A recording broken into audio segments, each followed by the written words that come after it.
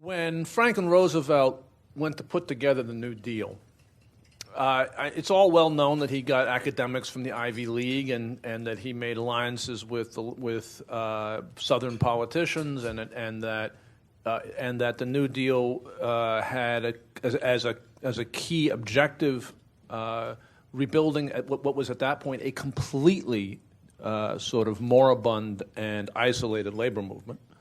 All those things are relatively well known. What's a little less well known is how much he relied upon the support, the influence, the ideas of progressive business leaders. So among the key people that you saw are at every stage of the New Deal, both in terms of policy and in terms of politics, were people like Edward Filene, who was the founder of Filene's department store and Filene's basement and all that.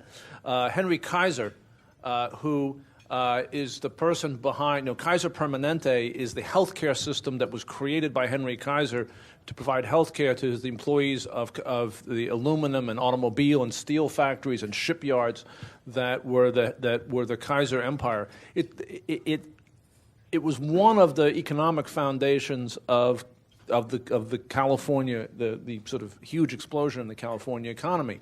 These business leaders believe very strongly that workers ought to have a voice on the job, that workers ought to have retirement security and health care, that a minimum wage made sense, that rising incomes were good for business because it meant that you had sustained economic growth. And they knew very clearly, and they believed that a strong government as a partner with progressive business was critical to ensuring that they weren't made serfs, essentially, by Wall Street. Right?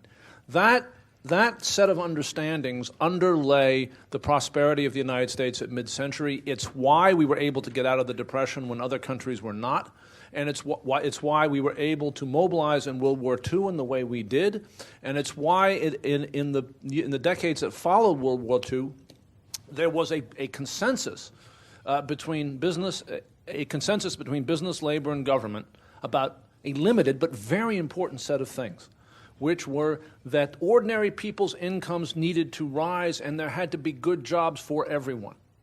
That without those things, business would not prosper. That's where the customers were going to come from. And business leaders that didn't buy into this found themselves being retired.